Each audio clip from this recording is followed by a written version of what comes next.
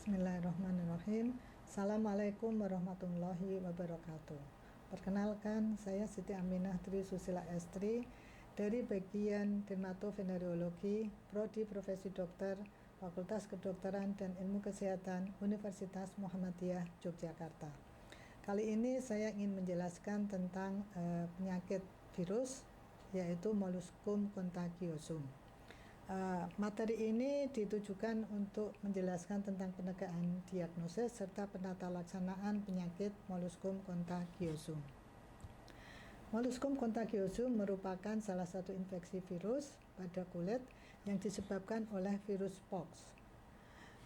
Virus ini akan masuk ke dalam kulit melalui kontak langsung, dan virus ini sering menyerang pada anak-anak atau orang dewasa usia reproduktif. Virus pox ini akan menginfeksi kulit, yaitu di lapisan basal epidermis. Kemudian dia akan menyebabkan reaksi yang berupa pembentukan eosinophilic inclusion bodies, atau sering juga disebut sebagai molluscum bodies. Nah, adanya molluscum bodies ini akan menyebabkan atau bermanifestasi pada lesi kulit yang berupa papul yang bisa awalnya berupa papul yang kubah, kemudian nanti seiring dengan perjalanannya akan dekok seperti dekok gitu, sehingga menyebabkan papul yang umbilicated. Ukuran papul ini miliar atau sekitar 1-2 mm. Nah, sekarang kita lihat gambaran klinis dari Molluscum contagiosum.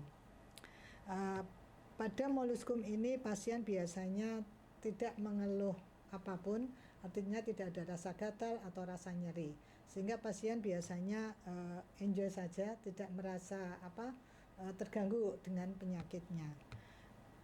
Seringkali yang merasa terganggu atau merasa membawa periksa pasien adalah orang tua dari pasien, yaitu apabila molluscum ini terjadi pada anak-anak.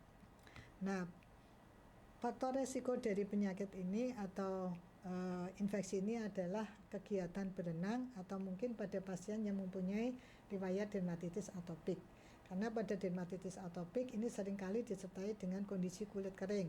Karena pada dermatitis atopik itu bisa terjadi gangguan pada stratum corneumnya atau barrier epidermisnya, sehingga menyebabkan kulit kering, dan kulit kalau kering maka akan terjadi lesi meskipun hanya kecil ukurannya, dan itu sudah menjadi pintu masuk bagi virus pox untuk menginfeksi ke kulit.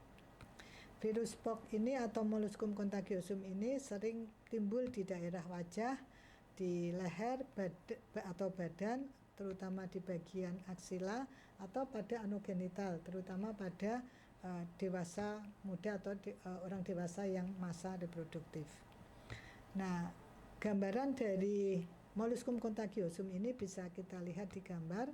Jadi di sini bisa kita temukan kalau masih awal itu berupa papulnya bisa sewarna kulit umumnya, namun kalau sering sering disenggol gitu ya, atau sering disentuh, maka dia akan berwarna lebih eritem atau kemerahan. Nah, ini papulnya di sini tampak papul yang atapnya bulat atau seperti kubah ya. Ini seperti kubah, kemudian seiring dengan perjalanan penyakitnya ini akan timbul respon tubuh terhadap infeksi virus ini, sehingga nanti bisa timbul massa krustasi, sehingga di sini akan tampak lekuan gitu. Nah, inilah yang disebut dengan papul umbilicated. Nah, sebelum papul umbilicated ini biasanya papul berbentuk kubah itu karena terisi molluscum bodies tadi bisa tampak warna keputihan. Jadi kita juga bisa menemukan gambaran papul berbentuk kubah, kemudian warnanya keputihan, kemudian bisa juga papul yang berbentuk umbilicated. Dan papul ini biasanya multiple dan penyebarannya diskret atau tersebar. Nah, untuk penegakan diagnosisnya, yang biasa kita lakukan adalah berdasarkan anamnesis dari keluhan utama yang asimptomatik itu tadi. Kemudian dari pemeriksaan fisik, ini bisa kita temukan lesi yang khas, yaitu lesi yang berbentuk papul sewarna kulit yang berbentuk kubah, bisa juga berwarna keputihan, kemudian bisa juga disertai dengan lesi papul umbilicated. Nah, untuk pemeriksaan penunjang ini seringkali tidak diperlukan. Namun kalau untuk penelitian bisa sih dilakukan biopsi dan nanti akan kita temukan gambaran infeksi virus atau gambaran molluscum bovis di daerah epidermis. Nah, untuk penata laksanaannya di sini kita perlu memberikan edukasi atau informasi tentang perjalanan penyakit dari pox virus ini di kulit. Kemudian juga cara pencegahannya. Karena infeksi ini ditularkan lewat kontak langsung, maka pada pasien yang mempunyai lesi molluscum contagiosum, barang-barang pribadi itu harusnya tidak boleh digunakan bersama, seperti pada handuk, kemudian pakaiannya, ya, terutama pada anak-anak yang mungkin tinggal di asrama. Nah, penyakit ini seperti penyakit virus lainnya sebenarnya bisa swastirna atau bisa sembuh sendiri. Namun memang butuh waktu beberapa bulan.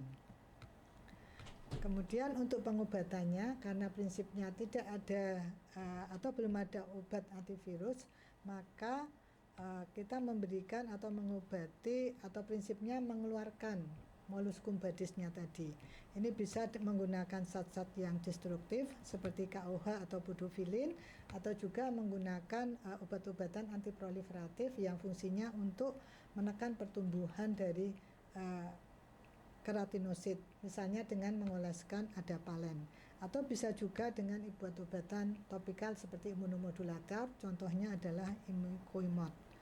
Kemudian bisa juga dilakukan intervensi berupa bedah listrik atau elektrokauterisasi, kemudian juga bisa dengan bedah beku atau cryosurgery dengan mengoleskan NO2 pada suhu yang sangat dingin, atau yang lebih sederhana adalah dengan mengeluarkan semacam mengeluarkan komedo pada jerawat, atau istilahnya adalah dengan kuretase, atau kita lakukan ekstraksi dari molluscum bovis-nya.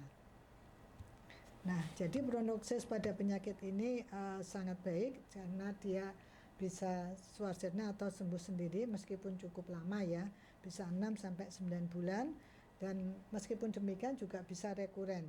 Jadi kita memang, atau terutama untuk anak-anak, perlu tetap hati-hati, dan pada orang dewasa ini biasanya menyerang pada orang-orang yang mempunyai pasangan yang lebih dari satu. Baik, demikian tentang molluscum contagiosum. Mudah-mudahan atau semoga bermanfaat. Assalamualaikum warahmatullahi wabarakatuh.